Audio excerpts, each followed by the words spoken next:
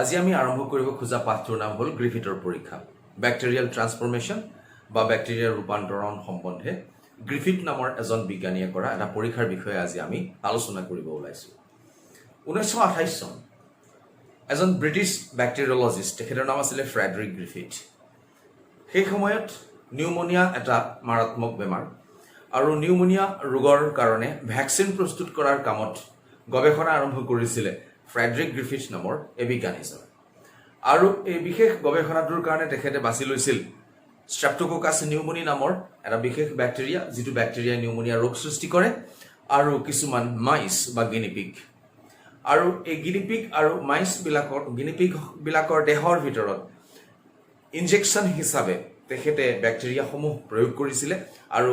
মাইছ বা গিনিপিগৰ দেহত নিউমোনিয়া ৰোগ সৃষ্টি কৰি সেই ৰোগৰ ওপৰত তেখেতৰ গৱেষণা কৰি তেখেতে ভ্যাকচিন আৱিষ্কাৰ কৰাৰ কাৰণে তেখেতৰ গৱেষণা আগবঢ়াই লৈ গৈছিল It was in 1928 Frederick Griffith a British bacteriologist while he was trying to develop a vaccine to get rid from pneumonia which is a deadly dangerous disease at that time he was performing some experiments during his experiments he took Streptococcus pneumoniae a bacteria which is a causative agent of pneumonia disease as well as some mice he took. He injected the bacteria Streptococcus pneumoniae into the body of mice to develop the pneumonia. And observing those disease on the mice, he was actually trying to develop some vaccines to get rid from pneumonia. কিন্তু এই পৰীক্ষা কৰাৰ সময়ছোৱাত তেখেতে pneumonia ৰোগৰ vaccine আৱিষ্কাৰ কৰাৰ হলনি আন এটা আৱিষ্কাৰহে তেখেতে কৰি পেলালে আৰু সেই আৱিষ্কাৰটোকে আজি আমি ব্যাকটেৰিয়েল ট্ৰান্সফৰমেশ্যন বা ব্যাকটেৰিয়াৰ ৰূপান্তৰণ বুলি ক'ব বিচাৰিছো পাঠটোলে যোৱাৰ আগত আমি চাব বিচাৰিছো It was in 1928 It was Frederick Griffith who conducted a series of experiments using Streptococcus pneumoniae is a bacteria and he used some mice He used actually two strains of the bacteria Streptococcus pneumoniae and these two strains are named as S3 strain and R2 strain. 1928 চনত যেতিয়া Frederick গ্ৰিফিথে পৰীক্ষাটো কৰিছিল এই পৰীক্ষাৰ সময়ত তেখেতে Streptococcus pneumoniae নামৰ ব্যাকটেৰিয়াটোৰ তেওঁ দুটা প্ৰজাতি ওচৰা-ওচৰি দুটা প্ৰজাতি তেওঁ ব্যৱহাৰ কৰিছিল আৰু সেই প্ৰজাতি দুটাক আজি আমি S3 আৰু R2 হিচাপে নামকৰণ কৰিছো প্ৰথমতে আমি চাব বিচাৰিছো এই S3 আৰু R2 bacteria সমূহনো কি what are those S3 and R2 bacteria so let us confirm it first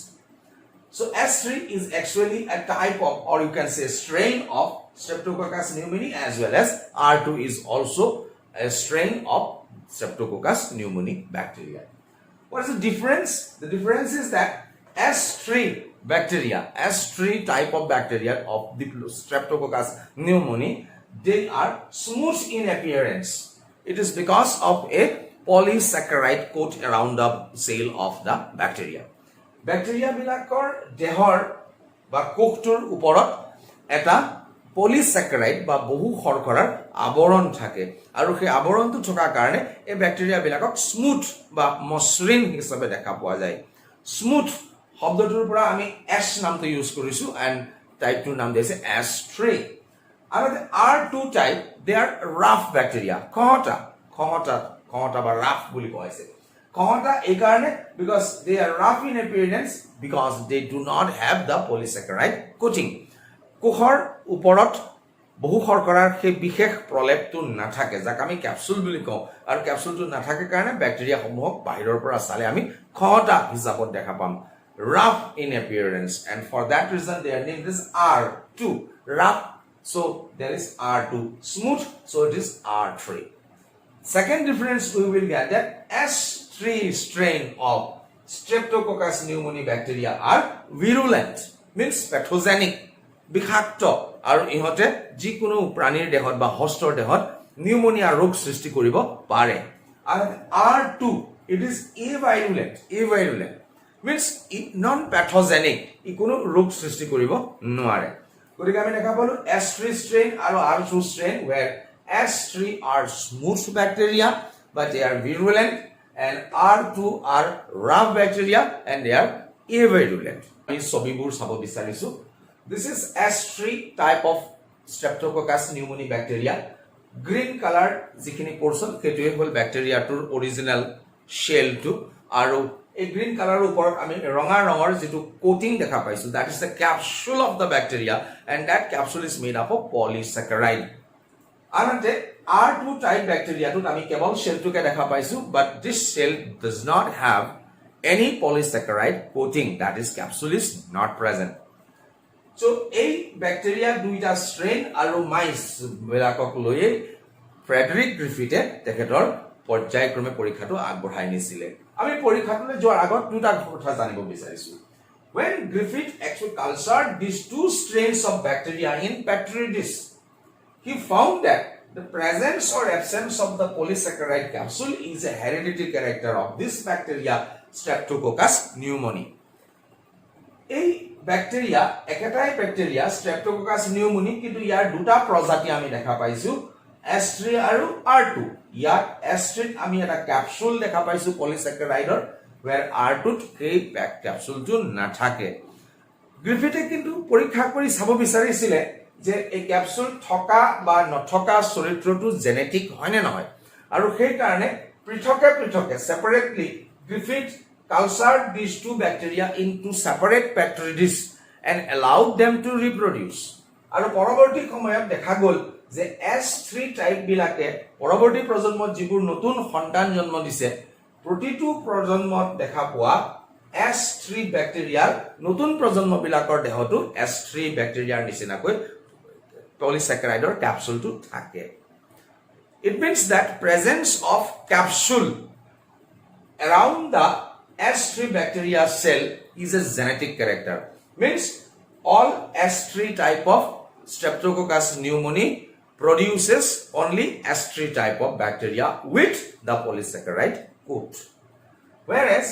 R2 type without this polysaccharide coat, when they reproduce, they produce their next generation without the polysaccharide coating. গতিকে আমি এই কথাটো স্পষ্ট হৈ গলো যে bacteria দুটাৰ পৃথকে পৃথকে ব্যাকটেৰিয়াছত কালচাৰ কৰি গ্ৰিফিথে গম পাইছিল যে S3 ব্যাকটেৰিয়াই সদায় S3 ব্যাকটেৰিয়াই জন্ম দিয়ে অৰ্থাৎ ক্যাপসুল থকা ব্যাকটেৰিয়া বিলাকে ক্যাপসুল থকা ব্যাকটেৰিয়াই জন্ম দিয়ে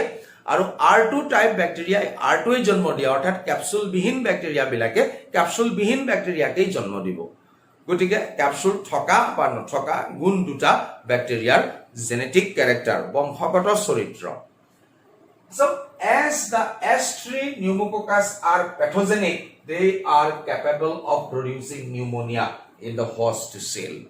যেতিয়াই S3 ব্যাকটেৰিয়াই কোনো এটা প্ৰাণীৰ দেহত আক্ৰমণ কৰে আমি আগতেও কৈছো S3 bacteria are virulent, pathogenic, ৰোগ সৃষ্টি কৰিব পাৰে. গতিকে S3 ব্যাকটেৰিয়াই আক্ৰান্ত কৰা হোষ্টৰ দেহত নিউমোনিয়া ৰোগ দেখা যায়. Another R2 bacteria, R2 strain, they are non-pathogenic, avirulent, so they are unable to produce pneumonia disease in the body of host cell. এতিয়া প্ৰশ্ন হ'ল যে একেটাই ব্যাকটেৰিয়াৰ দুটা স্ট্ৰেইন কিন্তু এই দুটা স্ট্ৰেইনৰ ভিতৰত এটা স্ট্ৰেইন ভিৰুলেন্ট আৰু আনটো স্ট্ৰেইন এভিৰুলেন্ট কিয় হ'ল? ইয়াৰ প্ৰধান কাৰণ হ'ল this polysaccharide capsule. Actually হষ্টৰ বডিত যেতিয়া আক্ৰমণ কৰে হষ্টৰ বডিৰ ইমিউন সিস্টেমে এই ব্যাকটেৰিয়াটোৰ বডিৰ চাৰিওফালে থকা পলিস্যাকাৰাইড কভাৰটোৰ কাৰণে এই ব্যাকটেৰিয়া বিলাকক ধ্বংস কৰি পেলাব নোৱাৰে. Means these bacteria are immune resistance to the body of host due to presence of this capsule. The capsule protects the bacteria from the strong immune system of the host body. But এই ব্যাকটেৰিয়াটোৰ বডিত যেহেতু polysaccharide or capsule to nathake, so whenever this bacteria enters the body of the host cell, then the immune system of the host will definitely destroy this bacteria, and so this bacteria is avirulent, means unable to cause the disease. Now let us directly come back to the experiment as conducted by Frederick Griffith. So Griffith injected, Griffith কৰিছিলে কি তেখেতৰ পৰীক্ষাটো কৰিবৰ কাৰণে এই মাইস বা গিনিপিগৰ দেহত এই ব্যাকটেৰিয়া বিলাকক ইনজেকশন হিচাপে প্ৰৱেশ কৰোৱাইছিল পৃথকে পৃথকে in the first what he did in the first stage of his experiment he injected both S3 means virulent strain and R2 means a virulent strain of bacteria separately into the body of two different mice. দুটা বেলেগ বেলেগ গিনিপিগৰ দেহত গ্ৰিফিথে কৰিছিলে কি S3 ব্যাকটেৰিয়াক এটা গিনিপিগৰ দেহত আৰু R2 ব্যাকটেৰিয়াক বেলেগ এটা গিনিপিগৰ দেহত ইনজেকচন আকাৰে প্ৰৱেশ কৰোৱাইছিল দ্বিতীয় stage in the second stage what did he do then he injected heat killed S3 strain of bacteria into another mice দ্বিতীয় পৰ্যায়ত তেখেতে আন এটা গিনিপিগৰ দেহত S3 ব্যাকটেৰিয়া বিলাককে কিন্তু জীৱিত অৱস্থাত নহয় মৃত অৱস্থাত কেনেকৈ মৃত হিট কিল গৰম কৰি এই ব্যাকটেৰিয়া বিলাকক মাৰি পেলোৱা হৈছিল আৰু মৰা ব্যাকটেৰিয়া বিলাকক ইনজেকচন হিচাপে গিনিপিগৰ দেহত প্ৰৱেশ কৰোৱাইছিল and in the last stage what did he do in the third phase he then mixed heat killed S3 strain bacteria with living R2 strain of bacteria and then the mixture was injected into the body of mice তেখেতৰ পৰীক্ষাৰ অন্তিম পৰ্যায়ত S3 নামৰ বিষাক্ত bacteria বিলাকক মাৰি গৰম কৰি মাৰি পেলাই তাৰ মৃতদেহবোৰ জীৱিত অৱস্থাত থকা R2 strain এইটো strainৰ লগত মিহলি কৰি এই সংমিশ্ৰণটো গিনিপিগৰ দেহত প্ৰৱেশ কৰোৱাইছিল so these are the main three things what he do during his experiment পৰীক্ষাটোৰ সময়ত তেখেতে এই বিশেষ ঘটনাখিনি ঘটাইছিল now observation এই পৰীক্ষাৰ পৰা তেখেতে পৰ্যবেক্ষণ কি কৰিছিল what was his observation sir number 1 first আমি আকৌ ইয়ালে ঘূৰি আহিছো what did this scientist do in the first stage he injected S3 bacteria in the body of mice আমি দেখা পাইছো what did he observe he injected living S3 bacteria into the body of mice he injected living S3 bacteria in the body of mice তো আমি definitely ক'ব পাৰো since these bacteria are virulent ৰোগ সৃষ্টি কৰিব পাৰে গতিকে এই ব্যাকটেৰিয়া বিলাকে মাইছটোৰ বডিত নিউমোনিয়া ৰোগ সৃষ্টি কৰিছে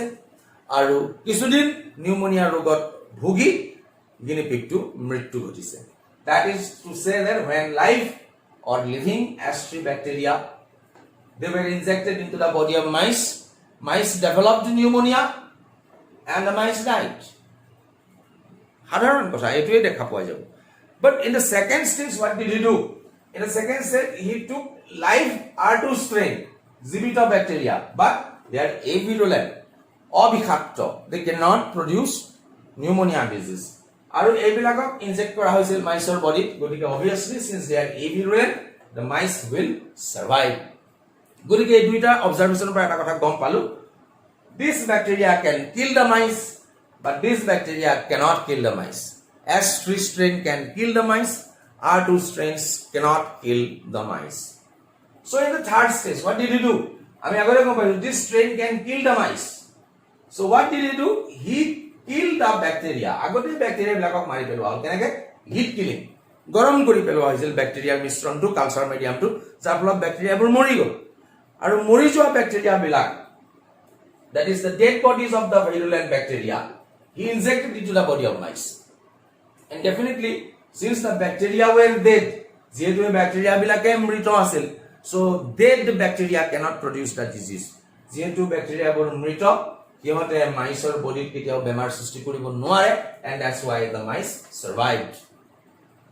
then the last phase of this experiment came and what happening in the last phase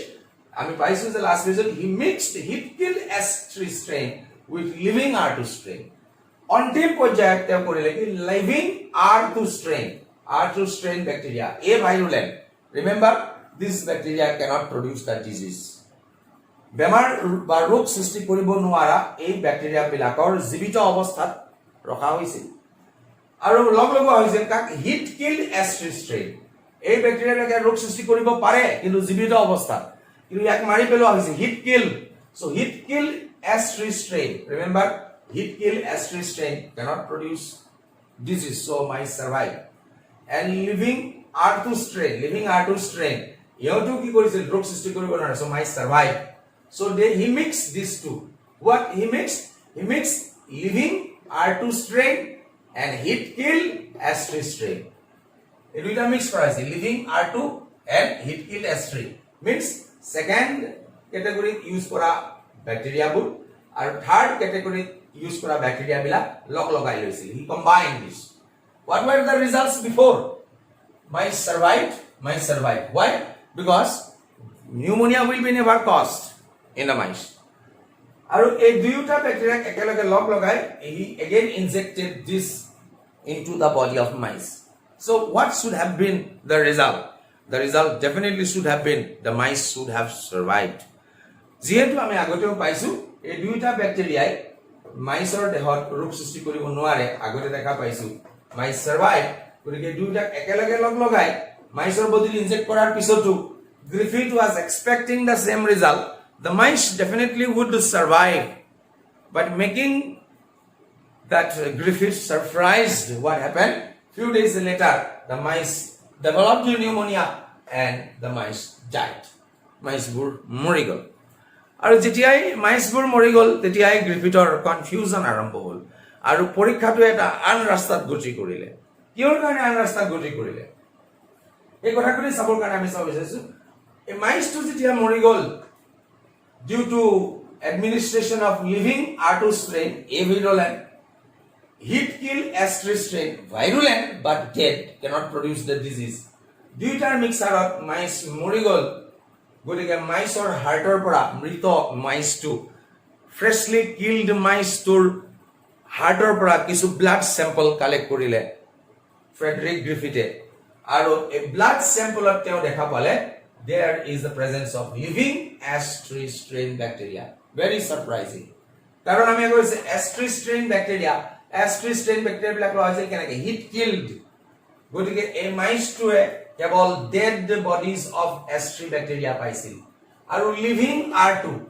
কিন্তু ইয়াৰ হাৰ্টত থকা তেজত দেখা গ'ল living S3. So obviously a question came, how this heat kill S3 bacteria become living S3 bacteria in the body of mice? Mice to dehot already গৰম কৰি মাৰি পেলোৱা S3 bacteria বিলাক কেনেকৈ জীৱিত হৈ উঠিল এটো এটা বৰ জটিল প্ৰশ্ন যেহেতু মৃত কোনো পদাৰ্থ কোনো জীৱই পুনৰ জন্ম লাভ কৰিব নোৱাৰে সেই কাৰণে ফ্ৰেডৰিক গ্ৰিফিথে এটা সম্ভাৱনাৰ কথা কৈছিল যে এই লিভিং S3 bacteria বিলাক এই dead S3 পৰা অহা হোৱা নহয় but R2 bacteria যিবিলাক আছিল living R2 bacteria এই living R2 bacteria বিলাক হৈ কিবা কৈ ট্ৰান্সফৰ্ম হৈছে কলৈ living S3 bacteria লৈ means R2 bacteria means a virulent bacteria somehow transformed into living virulent bacteria S3. So ইয়াত দেখা গৈছিল যে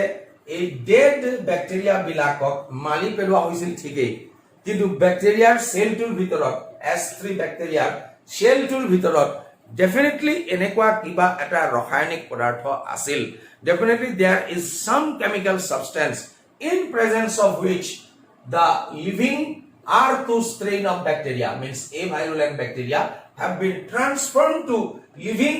S3 strain means virulent bacteria. অৰ্থাৎ এই ভাইৰুলেন্ট ব্যাকটেৰিয়া বিলাকে ভাইৰুলেন্ট ব্যাকটেৰিয়া লৈ পৰিৱৰ্তিত হৈছিল ৰূপান্তৰিত হৈছিল ব্যাকটেৰিয়া বিলাকৰ ৰূপান্তৰণ ঘটিছিল অবিষাক্ত ব্যাকটেৰিয়া বিলাক বিষাক্ত ব্যাকটেৰিয়া লৈ ৰূপান্তৰ হৈছিল আৰু সেই কাৰণে তেখেতে তেওঁ নাম দিছিল this is bacterial transformation তেখেতে পাইছিল R2 this is the R2 bacteria a bacteria যাৰ ওপৰত প্ৰটিন কোট পলিস্যাকাৰাইডৰ কোটিং নাছিল কিন্তু ৰূপান্তৰণ ঘটি living R2 বিলাক living S3 bacteria লাগে সলনি হৈছে অৰ্থাৎ এই ব্যাকটেৰিয়াটোৰ চাৰিওফালে এখন পলিস্যাকাৰাইডৰ কভাৰ ফৰ্ম হৈছে আৰু এই ভাইৰুলেন্ট ব্যাকটেৰিয়া বিলাক ভাইৰুলেন্ট ব্যাকটেৰিয়া সলনি হৈছে আৰু এই ভাইৰুলেন্ট সলনি হোৱা কাৰণে মাইছৰ দেহত নিউমোনিয়া ৰোগ সৃষ্টি হৈছিল আৰু মাইছ বিলাক মৰি গৈছিল So the conclusion of his experiment was based on this observation Griffith concluded that the living R2 strain of bacteria which were avirulent they had been transformed into living S3 strain of bacteria that is virulent অর্থাৎ গ্ৰিফিথে এই পৰীক্ষাটো সম্পন্ন কৰি উঠি এটা কথাই কৈছিলে যে কিবা কাৰণে কিবা প্ৰকাৰে অবিষাক্ত ব্যাক্টেৰিয়া বিলাকক যেতিয়া বিষাক্ত ব্যাক্টেৰিয়াৰ মৃতদেহৰ লগত লগ লগোৱা হৈছিল তেতিয়া বিষাক্ত ব্যাক্টেৰিয়াৰ মৃতদেহৰ পৰা বা মৃত কোষটোৰ পৰা কোনো ৰাসায়নিক পদাৰ্থই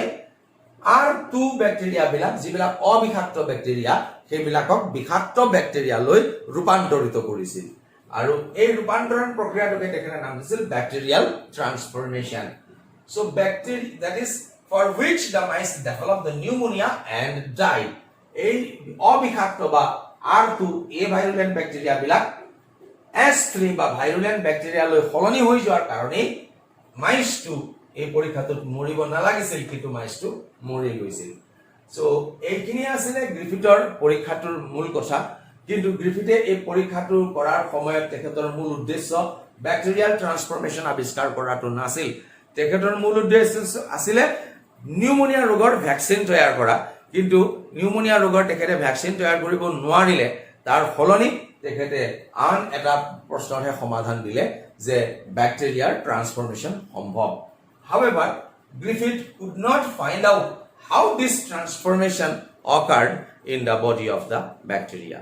কিন্তু ইয়াৰ পৰৱৰ্তী সময়ত ইভাৰি মেকাৰ্টি আৰু মেকলিঅড নামৰ তিনিজন বিজ্ঞানীয়ে ট্ৰান্সফৰমেশন কেনেদৰে হয় তাৰ ওপৰত তেখেতসকলে পৰীক্ষা কৰিছিল আৰু সেই পৰীক্ষাত গম পোৱা গৈছিল যে ব্যাক্টেৰিয়াৰ দেহত থকা ডিএনএ সমূহে এটা ব্যাক্টেৰিয়াক আন এটা ব্যাক্টেৰিয়ালৈ ট্ৰান্সফৰ্ম কৰিব পাৰে আৰু সেই পৰীক্ষাটোৰ পৰা আমি কথাটো প্ৰমাণিত কৰিব পাৰিম যে DNA is the genetic material অৰ্থাৎ ডিএনএ বিলাকে বংশগতিৰ বাহক in our next class we shall be discussing Everest experiment thank you very much